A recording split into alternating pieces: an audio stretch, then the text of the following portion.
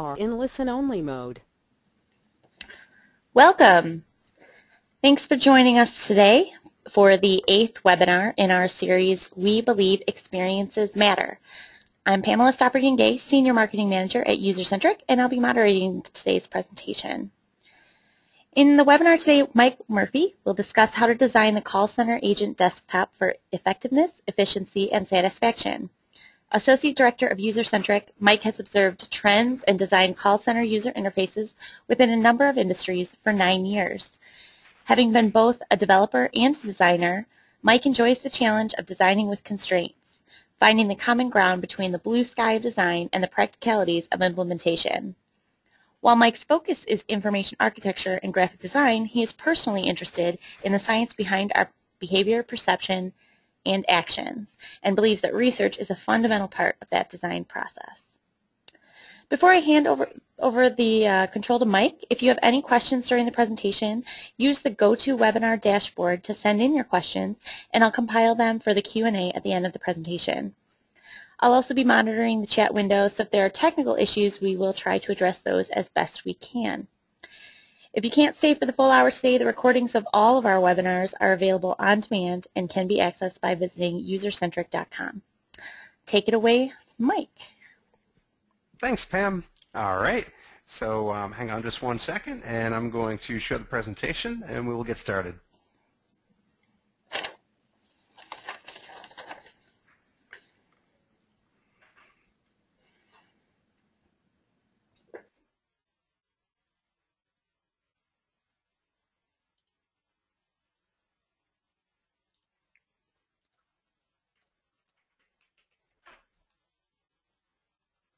Okay, so the topic for today, for a better user experience in call centers, press 1 now. What does this mean? We'll tell you about that for a minute or two, and then we'll get right down into the details of it. I'm Mike Murphy, and I'll spend just a minute or two telling you a little bit about UserCentric, who we are, and what we're going to cover today. Okay, so why are we here? So we're UserCentric, a global user experience research and design firm. And I'm Mike Murphy. I'm an associate director here. I've been doing call center application design as well as many other types of complex application design for quite a few years now. And over that time, we've come up with a toolbox and best practices and some real-world examples that we find ourselves needing again and again and again because the same patterns come up. And that's why we're conducting this particular webinar. So as a company, we do a lot of different services. I'm not going to talk about them here because we'll get into some of the specific ones that apply most to call centers in the later parts of the presentation. Just a quick note, this is part of a series of webinars, and so if you're interested in call center design, there are a number of the webinars in the series that are relevant to that. For example, heavily used interfaces, complex user interfaces, dashboards. I'll talk a little bit about those at the end and tell you how you can get to those. Some of them are already out on video, and some of them are coming up soon. So for today, the breakdown of what I hope to cover. First, we're going to talk a little bit about the goals, the overarching goals that we take to heart when we're designing for a contact center, and then how they break down into an approach. How do we apply the practices of usability design to contact center challenges? We'll talk a little bit about our approach to the dashboard model of user interface design, putting a lot of information in a very small space, and what we call the building blocks, so the widgets, the elements, the patterns that we find ourselves needing again and again for those same challenges that come up. Regardless of industry, regardless of agent type or the nature of the business, there are certain aspects that we see again and again. So that's the focus. We hope to cover stuff that's relevant to as many people listening as possible. And then toward the end, we'll go through some high-level principles of UI design that are particularly relevant when you're working on call center applications. So goals. What are we thinking about when we sit down to discover the requirements, design the experience, improve the experience for contact center agents? really breaks down to these three tenets of usability, and this is actually part of the ISO standard definition of what usability in an application means. It means you're allowing agents, and in our case, agents are our users, to be effective and efficient and satisfied. So what does that mean? Effective is how well can I do my job with the tools that I'm given, and can I do it correctly on the first try? So maximizing task completion, getting it done right on the first call, avoiding callbacks, resolving the problem without transfers, and having time as a result of that efficiency to move on to some of the secondary tasks that we find ourselves having to work through in contact centers, like updating outdated information, upselling, cross-selling, collections, notifications, things like that. So what we're looking to minimize here is, of course, errors and customer callbacks. The goal here is ultimately to create a great customer experience, and part of doing that, we believe, is to create a great experience for the agents, because they are the critical touch point with customers. And so the better their tools, the better position they're in to provide a great experience to customers. Efficiency breaks down into performance. This is where we've got our key metrics and time on task models, and there's a lot we can do to measure before and after, to understand current state and validate. So we're looking to minimize handle times, customer hold times come as a natural follow through of that. And then satisfy, this is a little more objective. So if I can work through the tasks quickly and I get them done right, that doesn't necessarily mean that I'm going to be thrilled with the experience of doing it. If it's rote, there's going to be some boredom. If it's challenging without being difficult, then there's going to be some engagement and interest there. So our agents, are they proud of the tools that they have? Do they feel like they've really got cutting edge, a cutting edge system available, or are they frustrated? That's going to actually do a lot to impact their perception of the system, and it can skew all sorts of numbers in ways that we don't want it to. And so what we're thinking about here is all users, and how does that break down? So we've got new users and their lower level of experience, and then the veteran agents who have been working with the green screen applications for years. They have very different expectations. The environment is going to vary from front office agents who are working on the phone with customers to back office agents by customer touch point, so different challenges for phone or chat or email agents, and then of course within the back office and even within some of the front office organizations, it breaks down also by role. So an agent that's handling applications is going to have a very different day-to-day activity set than an agent that's handling legal issues. So just a quick thought on return on investment. If you get all of this right, and if you create a strong user experience, what does it mean in the short term and in the long run? So when you change the UI in any system, and certainly in a call center where efficiency and effectiveness are so important, what happens? Your baseline is going to be at some level, and when you release the change, there's a natural learning curve people need to get through. So things are more difficult and performance is hit when it's released.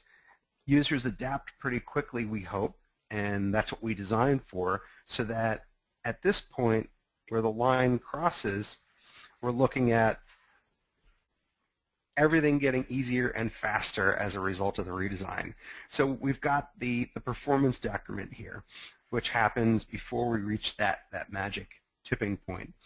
And then we've got the time lag that it takes, and what that amounts to is some degree of loss of efficiency.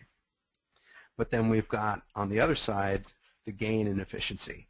So we can measure what the impact will be through various approaches, usability testing, time on task analysis, and we can determine where are we today, where do we need to be for the system to be worth the effort of designing it, and how quickly do we want to get there, and what do we need to do to get there.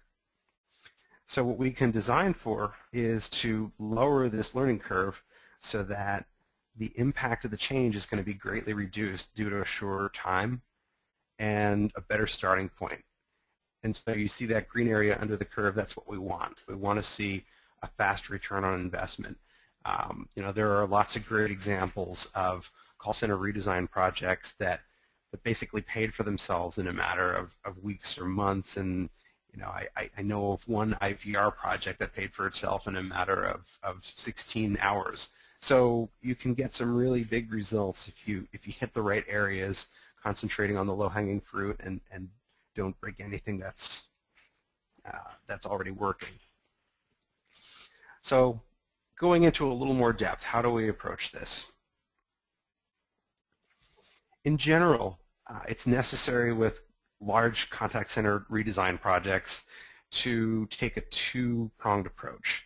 We've got our long-term goals, sort of pie in the sky, maybe you can call it that, but it's not always. Sometimes it's a very achievable goal, but other times there's knowledge that it's 3 or 4 years out, and yet we need to roll something out within a year or two, so we've got what we call interim design as well. And I'm not going to go through all of the details here because you can always go back to the video afterward, but I'm just going to talk about how this affects the process. So this is sort of a high-level overview of how these two phases can happen in parallel with each other. So typically there's some discovery and benchmarking that's going to happen at the beginning, and that's going to feed into both of these. And then that's going to move into an iterative design and validation loop. And we'll talk in a minute about what each of these steps entails. So it is possible, depending on the way a project is structured, to be doing the vision design while the interim design is also being created. You want to have a little bit of a head start on the vision because that's going to feed into the interim. But the goal is to give each the attention it needs so that everybody knows we want the long-term result to be great, but we need to be careful about those phased rollouts to make sure that each rollout is better than the one before it so that we're not doing more harm than good at any point in the process along the way. So during discovery and benchmarking, a couple things are happening. We want to understand how are things working today? What are the pain points? What's working well? What are the systems in play? And so we'll work with the project stakeholders, and that's going to mean team leaders and people who are in charge of different departments of the call center, IT group, and basically anyone who has key unique knowledge on all of the challenges that face one or more types of agents.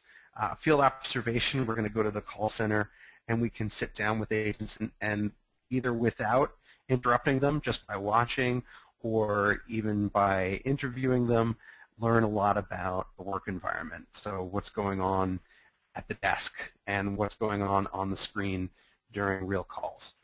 Measuring current state, so key performance metrics, define what those benchmark tests are, get the measures before we start changing anything so that later we can go back and validate. And then, of course, define the direction we're going to go both for vision and interim. And to do that, it's, expert evaluation really just, that's something we're going to do for every contact center project, regardless of whether we do usability testing before we redesign, because there's a lot of best practice knowledge and heuristics information that can be taken into account to get the user interface far ahead, typically, of where it is to start.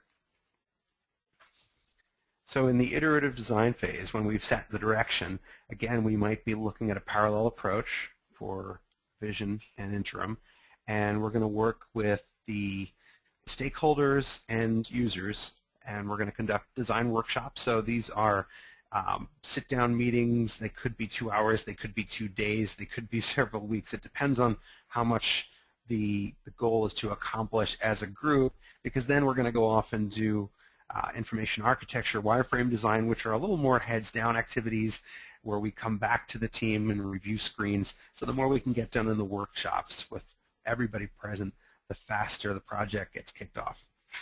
And then, of course, as part of that process, we're validating as we design. So typically with these projects, we'll have tests running, every week for 3 or 4 weeks, or every couple of weeks, depending on the complexity of the features being rolled out, so that we can add a few features, test them, improve them, add a few more features as we go.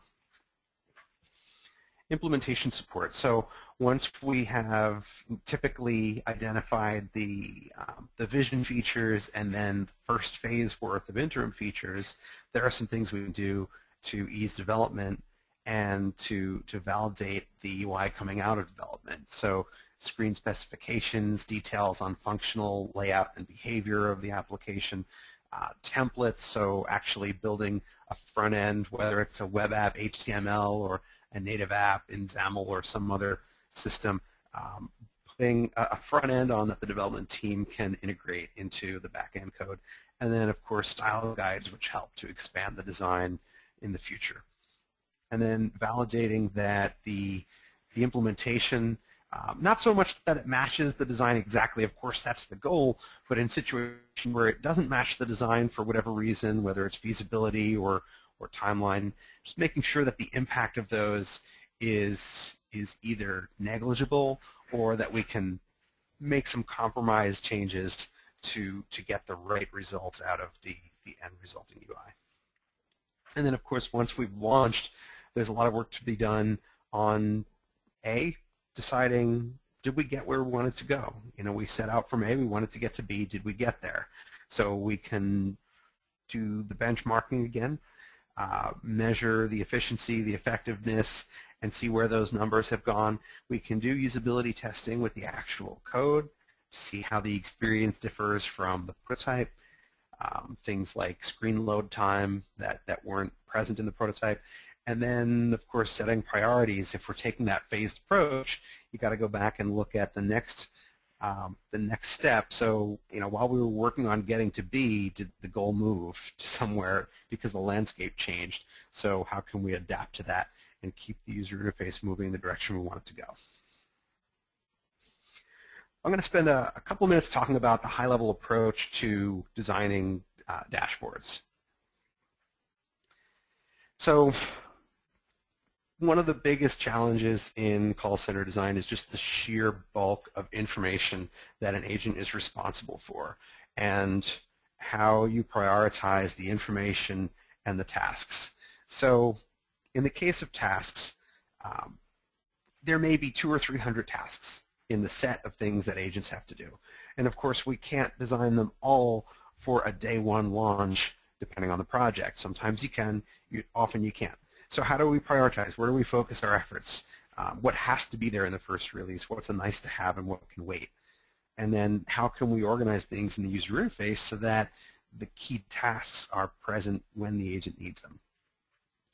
So to do this, typically we're going to look at how we can maximize return on effort for these tasks. So we've got the list of whether it's 30 tasks or 300 tasks, and we can look through time and motion studies at not only how often these tasks happen, but how much time is spent on each one of these, and how important is it that everything be done to the T? In other words, what is the impact if there's an error? What is the customer experience around these tasks? Is it a very high-touch interaction or something that happens on the back end? And how critical is first call resolution? And all of these things are going to tell us how we can prioritize these tasks so that we can tailor a UI around the most critical tasks. And that might be a different set of tasks for different types of agents, and sometimes you have to prioritize certain types of agents over others depending on the breakdown of the call center.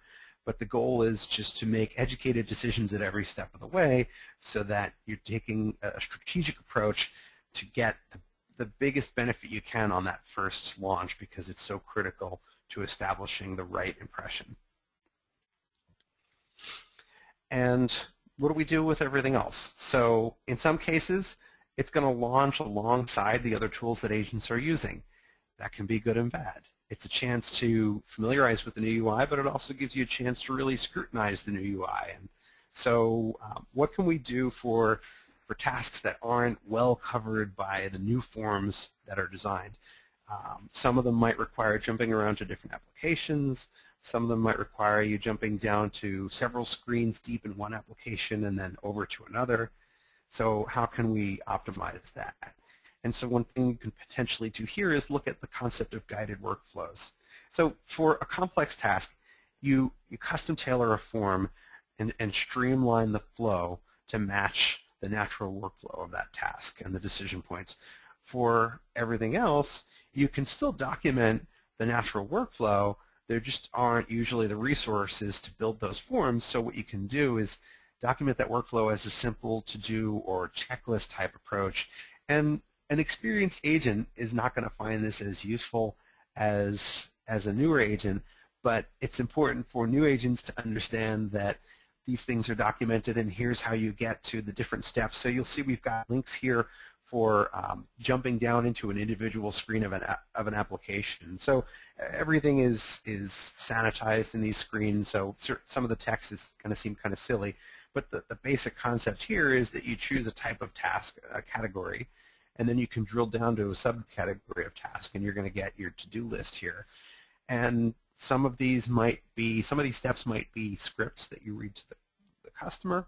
Some of them might be applications that you launch, either through a deep link or manually, depending on the way it's structured.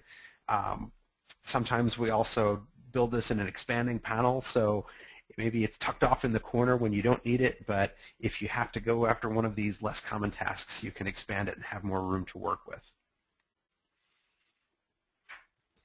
So moving from tasks to information, how can we organize information so that the pieces of information that agents need are available with as few clicks as possible? So what has to go all the way up at the top? What needs to be available just at a glance? What can be buried one level deep? In other words, you hover over something and maybe as a tooltip or a drop-down, you get a piece of information, and what can be a little bit further down. And the way we often approach this is by the scope of information. So who is the information about, or what is it about? What does that mean? It breaks down like this. You've got, at the top level, global information. That's going to be organization-wide. It's going to be relevant to every agent. Next level down, you've got team or queue information. So that's going to be things like the call queue statistics, current average hold time, number of calls in the queue. It might also include things like links and announcements just for that team, task assignments for that team.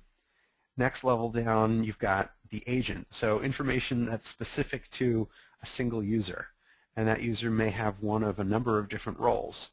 And the same user might have different roles from day to day, depending on how they sign into the system, what call queue they're in. So this is in the context of the agent and the queue that they're working on at a given time. Next level down, we've got the contact or the interaction or the session with the customer. So information about the phone call or the chat session, or if it's a request by email or mail. So this will be things like how did the contact come in, call notes, disposition of the call, and logging everything that another agent might need in the future to reference. Then we've got customer information. So this is where it starts getting particularly dynamic. So you search for a customer, and up comes, of course, the high-level contact information, critical information on maybe their accounts or their services. Next level down from that, we can start to break things down in a number of ways, by topic or task, and I'll explain what that means in a couple of minutes. And then general information that applies to all of these. And in one of these, there are different things that can be sorted into the hierarchy. So we've got information, so fields that need to be displayed. Maybe they're non-interactive. Maybe they are sometimes interactive in that they let you drill down to a related task that has something to do with that field. We've got status alerts and messages. That might be relevant globally if it's an announcement. It might be relevant just to a particular account. So you don't even need to know it when the customer calls unless they ask you about a particular account. And then right down to the tasks. So what tasks are relevant to the customer and to a particular topic. And this is a very crude example of how this hierarchy can often help to define the breakdown of the user interface. So, of course, user interfaces are going to vary widely depending on the nature of the contact center, the mode of contact, other applications that agents are using. But in this example, it just kind of follows top-down, left to right. So you've got global information at the top, followed by information on the team or the queue, and then the agent. And all of that takes up very little space because it's needed a lot less than everything else below it, which is about the current contact, the customer, maybe the customer's accounts or their service requests, or topics of specialty in assisting that customer. And we'll talk about how each of these sections breaks down into individual pieces next. So I'm going to spend a couple minutes going through the challenges that we see most often and the approaches that we've used in UI design to address them. And a lot of these, it's important that this not come across as a cookie cutter approach, because the examples that you're seeing, while there are common elements to them, they do vary a lot from one project to the next. So we tend to have this toolbox and we find certain things that we need again and again, but they look so different from one project to the next because of the individual requirements, the nature of the business, the structure of the call center. So just take with a grain of salt the specific examples that you see here. So starting small, the concept of global announcements. Agents get information from a number of different places on policy updates, on things like system outages, on promotions. And so this is something we start to look for as soon as we get to the call center. What's on the desk and what's tacked to the wall? And when did it get put there? Does it get changed every day or every week, and why, and what's it used for? And a lot of this stuff happens differently from one call center to another, or even from one team to another. They all have their own processes. So to some extent, it can streamline things a lot to build some level of this announcement functionality right into the UI. So whether it's just a little indicator way up in the top saying, hey, you've got 5 messages, or something that actually gives you a little teaser of maybe the first messages, or a teaser and then a drop-down, and then, again, sorry for the crude mock-ups, but it could actually be a messages panel that gives you full detail on all unread messages. And so the important things to think about here are this is not something that you want to distract agents with. When I talk about announcements, I differentiate those from alerts and notifications, which are things that are important enough that they're actually worth interrupting the flow a bit. So right now we're just looking at these sort of ongoing things that you need to read sooner or later.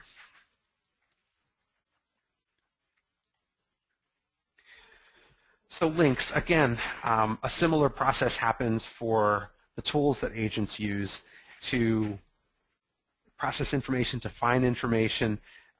Sometimes links get outdated, so not all agents are using the right systems or the right places within systems for things. Agents might be maintaining their own personal set of links that they need. So these can be centralized, of course. And you've got the global links, and then the team level links, which could be customized by the team leader. And then, of course, an individual might have control over personalizing their own most frequently used links. This could be just one little element up in the top of the toolbar, or you can actually break these down by scope. So you could, when no customer is on the phone, just be looking at a button up at the top with the global links and your personal links. But then when a customer's on the phone, there might be a specialized list of links that have to do with the characteristics of this customer or their account or their situation. Team and queue stats. So going from the global level down to the team level, in many cases, agents get a lot of information on paper, as I said, and some of that is going to be tracking their own progress and their performance. Of course, motivation is typically tied directly to performance efficiency and accuracy. So these can be some pretty important numbers. It's not uncommon to see Things like the hold time and the handle time up on LED displays. And again, these are just distractions from the screen. So if it's important to agents to be able to reference these at a glance, is there a low-touch way to include them in the UI? And so what we sometimes will do is just include a very subtle little, not so much a ticker. We don't want motion here because we don't want to distract, but just a summary of the key pieces of information on the team and its stats. And then maybe some buttons to drill down into more personal information on the agent stats, but you got to be careful because you don't want distractions at the wrong time. So sometimes these buttons might be disabled unless the agent is on after call work or on break. So you can actually kind of play with the agent status to determine whether some of these functions are available or not. Task lists. So how do tasks get assigned to agents? There are so many different ways. Some of them are going to happen in the course of a call as a transfer. But then there are also a lot of back office tasks and things that agents work on between calls. Or maybe there are agents who don't handle calls, they just handle these back office tasks. So you can design task lists that automate to some degree and streamline the process of these task assignments. A lot of this happens on paper in call centers, and there's a lot of duplication and some redundancy, and a lot of that can be reduced by strategically organizing a set of task assignment screens and to-do lists. So this might mean at the team level shared task queues. So depending on your responsibility, you might have access to different queues. Maybe there's just one queue and everything that you can work on gets mixed up in that queue, and you just pop the next task off the list and work on it. Or you can assign tasks to your own to-do list and go back to work on them later. It depends on the size of the contact center and how accountability and deadlines are handled. And then, of course, at the agent level, it's helpful to have a to-do list for yourself, and that might be things like if there's a customer that you handle personally, just setting a reminder for yourself that you want to give the customer a call for some reason. You know, a lot of times these things can happen in Outlook and Exchange, and that's fine. But sometimes there's a benefit to being able to trigger them right from within the application when you're working with the customer. Agent statistics we talked about, so I'm going to kind of gloss over them. This is just drilling down to the agent-specific information, like their average handle time, and sometimes you'll have a little call timer in here, sometimes a custom timer that they can start and stop if they're working on efficiency for certain tasks. Moving down to the contact scope. So information that's relevant to the entire interaction with the customer. And it might be phone, it might be chat, it might be a back office task. So it's a more nebulous entity of just handling requests. So one of the important aspects of that, particularly when you're working with the customer in person by phone or even at a point of sale or chat, is verification. Does the person I'm talking to have permission to access the account?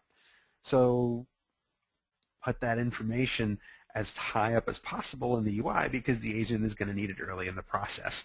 But at the same time, don't distract with unnecessary verification steps. So oftentimes we'll build in custom rules that decide when certain types of verification are needed.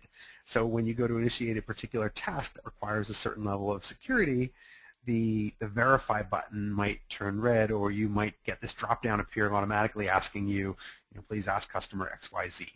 So that way the agent doesn't have to ask all these questions at the beginning of the call only to find out that it's a low risk or low security request, and it turned out to be unnecessary. Another thing we can do is if you don't have a call pop, in other words, if the caller ID doesn't automatically identify the customer for you and you're searching for customers or accounts, right in the list of results you can include authorized names so that the agent isn't even able to open an account unless they can authorize the person on the phone as one of the people who's allowed to work on that account.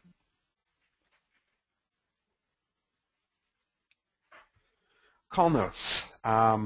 What we're going to look at here is an oversimplification. This can go in so many different ways. I'm just going to talk about some of the general concepts. So it's important to have standardized number crunchable data on calls and tasks handled per call and interactions and what's open and what's closed. And so there's always an element of note-taking. And typically what we see is that there's a lot of copying and pasting that happens here. There's a lot of inefficiency in call centers because different systems are being used, and the one where you take the notes is different from the one where you perform the task. And so people are copying and pasting into Notepad and then going back to another application and copying and pasting into that. So there's a lot that you can do to optimize that. If we're taking a unified approach and we're trying to incorporate all the functionality into a single application, then the trick is how do we make this available no matter what you're doing? And so it could be a panel that expands down on the right side. If we're using multiple monitors, you can look at maybe having one of those monitors include this and the other one be for tasks. The general idea is to provide something that's always accessible, if not always visible. It's always accessible at a click. Another thing to think about is automatic note-taking. So the system knows what the agent is doing when they perform certain tasks, and to a large degree, the system could therefore take notes for the agent. And those notes could include things like the purpose of the request, specific numbers that are relevant to the request, if it was a transfer, the from account, the to account, if it was a question about an order, the order number. So a lot of that stuff could be automated just based on tasks that the agent is performing. So what you might have is a call notes section of the UI that automatically populates itself, and you just need to check in at the end of the call to see what notes have been taken and add anything that needs to be specified manually. So in this example, we've got an empty notes panel where you can enter a code or type the name of the reason for the interaction. These might also populate automatically, in which case it's going to drop down additional note spaces below. And each one of them has an associated code and a reason. Some of them might have, like I mentioned, those automatic notes. So you've got a list of the codes up here at the top. You can drop down to add codes. And within each one, there are automatic notes which you can't touch, and then you can add notes to them if the system didn't catch all the important details. And then, of course, you can manually add notes down at the bottom, assign them a category. And like I said, it's an oversimplification, but the general concepts are make it available no matter what the agent is doing, reduce or eliminate the need to copy-paste information, and consider automatically populating details, especially in cases where the history has to be right or there will be problems down the line because of the numbers being misreported. Handling multiple sessions. So this is going to vary from one call center to another. A session, what I mean by a session is work on a particular customer. And so you might have a customer on hold and have to take an important call. That's pretty uncommon. More often you're going to be working on a back office task between calls, then the phone rings, so you need to be able to switch context to a different customer. So what we see a lot in call centers is agents that have large screens and they've got little clusters of windows so that they can work on different customers in different parts of the screen. And there are certainly better ways. So what we often do is provide sort of context shifting in the UI. So what you see here is you've got a phone session, but you also have two back office sessions that you were working on here on the right, these other tabs. And these are combined with the notion of the task list and also another list of recent accounts and tasks that you worked on. So it's all in one place. You can go to your tasks, pop a task off the queue, and it's going to become a tab here as a session if you're working between calls. If the phone rings, a tab is going to open for that customer. If you are a dedicated agent and you're only going to be working on one call at a time, you probably don't see this, and we probably don't dedicate a whole row to it because we're not going to need these things over on the left. So maybe we just have the the task queue and the recent activities up under a button menu or something.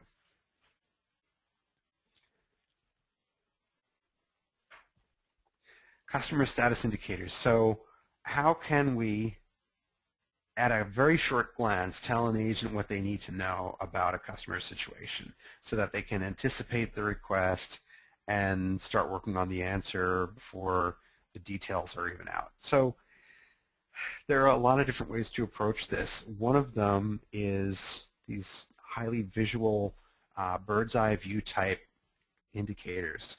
And these could be broken down by line of service. So for example, in a cable company, you might have an indicator to tell you whether the TV service is out in a particular area or the phone service is out in the customer's area. You might have indicators to tell you what services a customer subscribes to. And so in this example, we've got this little icon panel here, and it lists services, and then again, it's sanitized, so the icons don't mean anything, but the idea is that these are services that the customer is eligible for if they're not grayed out, and the ones with the box around them are services that the customer subscribes to already. These indicators can drill down to provide more information explaining their status. So in this case, you might see a yellow indicator and wonder why it's yellow. So on a hover, it could tell you exactly why it's yellow. And if you need more detail, you might click it and get a drop-down that lets you drill down into the nature of the error and tasks that you can perform to resolve the error.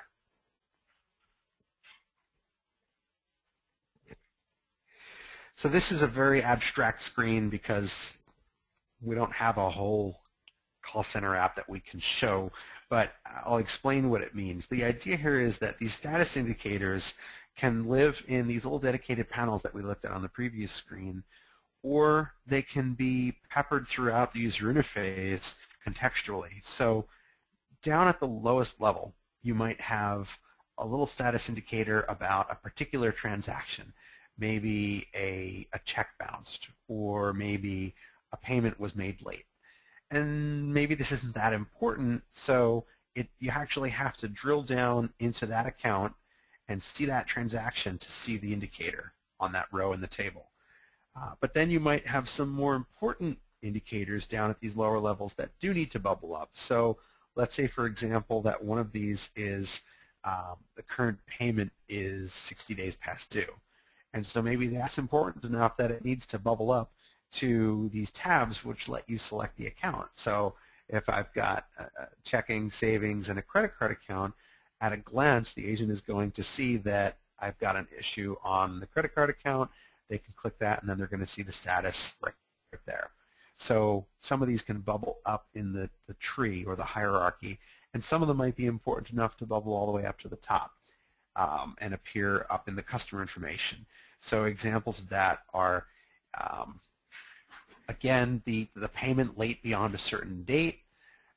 If there is something that the agent really needs to know, like a death in the family, that they have to be aware of in talking to the customer, that can go up there. Open requests, so if the customer called about a problem and it hasn't been resolved yet, that might bubble up there. So that's the general approach that we're looking at with indicators, is reducing noise at the top level so that you can focus on the most important status indicators, but being able to drill down and see at a very detailed level what's in an odd state and what's in an error or problem state, even down at the individual transaction level. Customer communications history. So, didn't the other agent write that down? I just talked to them a minute ago. That's sort of the classic case. I just talked to somebody yesterday. Do you have the information I gave them? So it's a common need, and the trick is just getting the user experience right and getting the data there quickly enough to make it useful and accessible to the agent when they need it. So typically this is going to be a reverse chronological list. It might be something that's visible as part of the dashboard without the need to expand. Maybe it's in a drop-down. Again, it depends on the nature of the business. and it's typically going to be a little bit of everything. So this might include phone communications and the notes taken by the agent that handled the call, chat communications, incoming letters that were received. Maybe they're scanned and you can actually view the scans here, outgoing letters that were sent to the customer, internal requests, open service requests. So all that stuff can be tracked here, and potentially filters can be provided. So if you're talking to a particular customer about a particular account, then you can filter maybe the history to that account. If it's an insurance situation and the question is about a particular covered individual, maybe you can filter to that individual. And then, of course, providing some degree of search is important. So if the customer mentions a confirmation code or a reference number, that can be provided. And you can search for account names and things like that. Topic and task tabs. So again, looking back at that hierarchy from the agent to the contact or session and then the customer, so what comes after the customer scope? What's at that next level down? It's going to be different from one industry to the next. Sometimes it might be accounts. So if it's a financial organization, these tabs might be a list of accounts that the customer has. If it's an insurance organization, they might be organized by topic, as you see here. Sometimes you might need a vertical list if there are potentially many accounts. Sometimes the tabs will be sufficient. This space can also potentially accommodate task tabs. So maybe I've got 3 or 4 topics that I help customers with, but then when I open a task for an individual customer, it's going to appear in a new tab. So I can easily switch back and forth between those high-level sub-dashboards and the task that I'm working on. And then within each one of these tabs is going to be, of course, the static information that's relevant to that topic or that account, those status indicators, some of which might be bubbling up to the higher levels, and then the details, transactions and tasks. Alerts and notifications. So this is closely related to the status indicators. Maybe something is so important that I really need to interrupt the agent. Maybe it's a financial institution and the account that the person is calling about has been flagged for possible fraud. Maybe it's an insurance situation and there is an open claim that's being disputed on the account. So there are some situations that are important enough to actually provide a little interrupt. And so you could use a little Outlook-style notification like we're showing here. Sometimes you could just bubble those up to the top panel. So if I jump back a few screens looking at these little indicators that appear up in the customer level information, maybe that's sufficient. Maybe it's not. Maybe it actually needs to appear and maybe it fades away on its own, or maybe the agent needs to dismiss it. Again, you can define levels of importance, and the trick is not to apply more distraction to any of these alerts than you need to. So one of the most common complaints in call centers is too many applications. I've got too many tools. I've got a monitor that's 15 feet wide and I've got 25 applications and I'm working on 3 customers at a time, so I have these clusters of windows open. It just gets to be a mess. And while it's fascinating to see how well agents adapt to that scenario, there's usually a better way. And so what can we do both in the interim and the long-term phase to alleviate some of that? In a lot of cases, the long-term goal is to create a unified system that's going to replace a lot of the reference and task functionality in all of the other systems. And so maybe for the first release, out of 15 applications, you might only be able to replace 5. What happens with the other 10? Do we still access those through the start menu or through a browser? Not necessarily. You can provide navigation tools that allow things like single sign-on and deep link access in a very native way to the context of the situation that an agent is working on. So you could filter these applications based on the customer, And so again, I apologize, we've got a sanitized mock-up here, but the idea is you might have a list of applications and then deep links to individual screens within an application. Maybe if the application has a search function, you could provide a deep link to directly do a search from this toolbar. And so this is easier in a web scenario where you can house the web applications in a frame than it is with native applications. Obviously, that's a more challenging situation. So if you're developing a native toolbar, it's easier to do window management and things like that than if you're developing a call center app as a web agent. So that it's a whirlwind tour. That takes us through all of the individual, low-hanging fruit ideas, the things that we see again and again. I'm going to talk very briefly about some of the high-level principles that apply across the board, and then we're going to open it up to questions. And I mean very briefly. There's a lot of detail here. You can always go back and look at the presentation or the video after the webinar. We'll post those. So basically, the things you want to think about are designed for frequency of use. So there's a webinar that's up on our website that you can go to that tells you all about this and the things you can do. So I'm not going to go into the detail here. Work closely with users. So from the start, go to the call center and observe. Why is it important to work closely with users? So many reasons, because there are nuances that are abstracted from the higher levels of management that change so frequently that without being in the call center, you're not going to see them. And right through the end of the process, it's important to involve users because it also generates enthusiasm and support for the system. And so if there's a sense that everybody was included early in the process, there's going to be more support and more understanding about ironing the kinks out in the initial releases. So I go through some notes here on when you can work with users and what are the techniques and why you would apply each one. You can reference the presentation for those if you need to. I want to get through to a couple of minutes for questions at the end.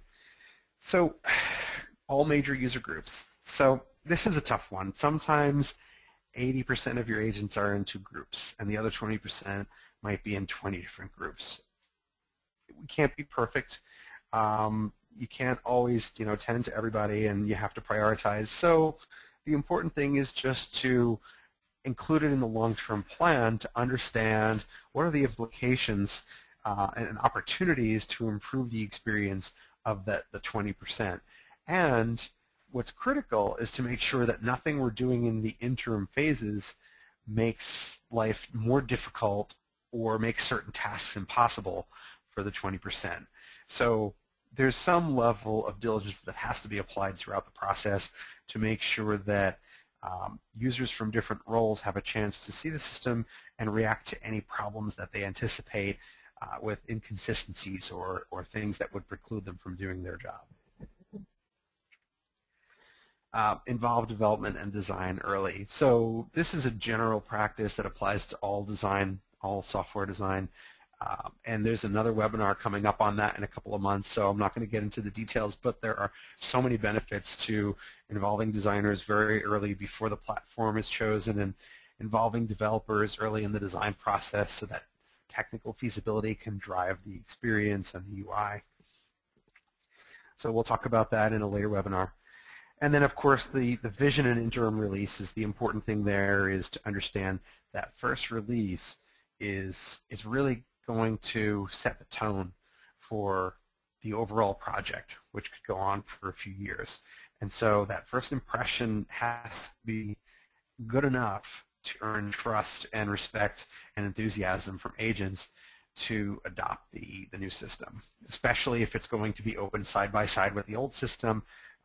Think about data accuracy. So if you're populating data once a day and agents are going to be running into a value that's different in the new system than the old, and the old one is correct, that's not good. So we want to avoid situations like that. So that's our flyby of best practices, and I'm going to kind of breeze through these in just 1 minute. So we've got some other resources that you can look into. Past webinars, so designing for heavily used interfaces is up on our website. The URL is here. And we've got a webinar on eye tracking that's already up on the website. and another one coming in a few months that talks about when is it appropriate to use certain types of reports from eye tracking and how can they benefit. So there's actually a lot of opportunity for eye tracking in the complexity of call center applications and managing that complexity and avoiding unnecessary complexity. We've got service design coming up in just a couple of weeks. So that's going to cover sort of the bigger picture, of which the contact center is one of many touch points. Complex user interfaces kind of speaks for itself. This is the other eye tracking webinar I mentioned that's coming up.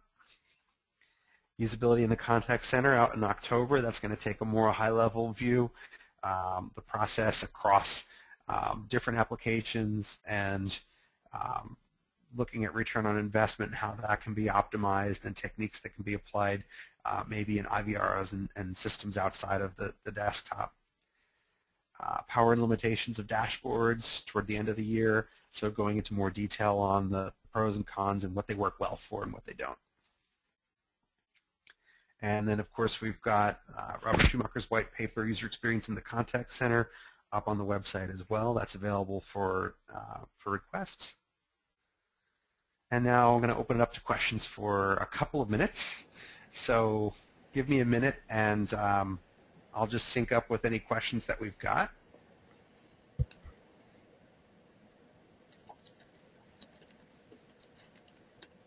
Okay. All right, so one question is about the experience for chat agents. So how do we approach this for chat agents? So like I mentioned, you've got that multiple session challenge where maybe today agents have different windows open and different clusters on the screen. How can we optimize that in the new UI? What you can actually do is provide a chat panel down the left or across the top that gives you just enough information about each of the sessions to keep the context, and that gives you a visual indication when a chat participant is waiting for your response, especially if they've been waiting longer than a certain time. But the rest of the UI is going to be dedicated to the chat session that you've selected. So they're kind of like session tabs, but sometimes you need to actually have two levels of them because you need more information than you can fit in a tab. So that information might be the last thing that the customer asked. Maybe it's the last response that you sent to them. Maybe you've got a button to send an automated response based on the category of question that the user is asking. So it's sort of a hybrid approach, sort of half panel, half tab. And then there are other ways we can approach it. That's just one option. All right, so actually there are one or two others that were a little complicated, and they're sort of, well, it depends kind of questions, so we'll answer those offline, and I'm going to hand it over to Pam. Great. Thank you so much, Mike.